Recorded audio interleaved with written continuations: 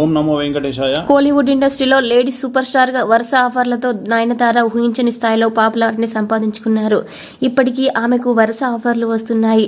నయనతార నటించిన తాజాగా విడుదలైన అన్నపూర్ణి సినిమా పలు వివాదాల ద్వారా వార్తల్లో నిలిచిన ఓటీటీలో ఈ సినిమా బ్లాక్ బస్టర్ హిట్ గా నిలిచింది. అయితే ఈ సినిమాపై పలువురు కోర్టులో పిటిషన్లు దాఖలు చేసిన సంగతి తెలిసిందే. మరోవైపు పెళ్లి తర్వాత నయన్ విఘ్నేష్ తరచూ వివాదాల ద్వారా వార్తల్లో నిలుస్తుండడం నెట్టింట హాట్ టాపిక్ అవుతుంది. పెళ్లి తర్వాత సరోగసి విధానంలో నయనతార పిల్లల్ని కనడంపై కొన్ని విమర్శలు వ్యక్తమయ్యాయి.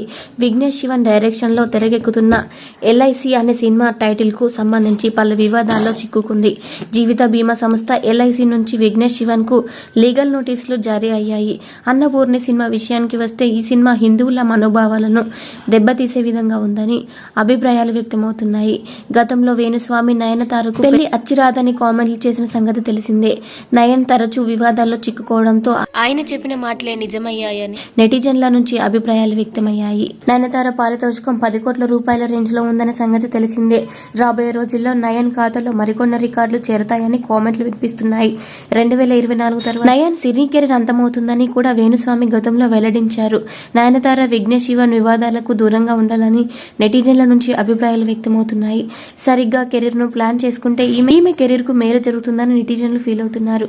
ఇలాంటి మరిన్ని అప్డేట్స్ కోసం మన ఛానల్ ని సబ్స్క్రైబ్ చేసుకోండి. Thank you for watching.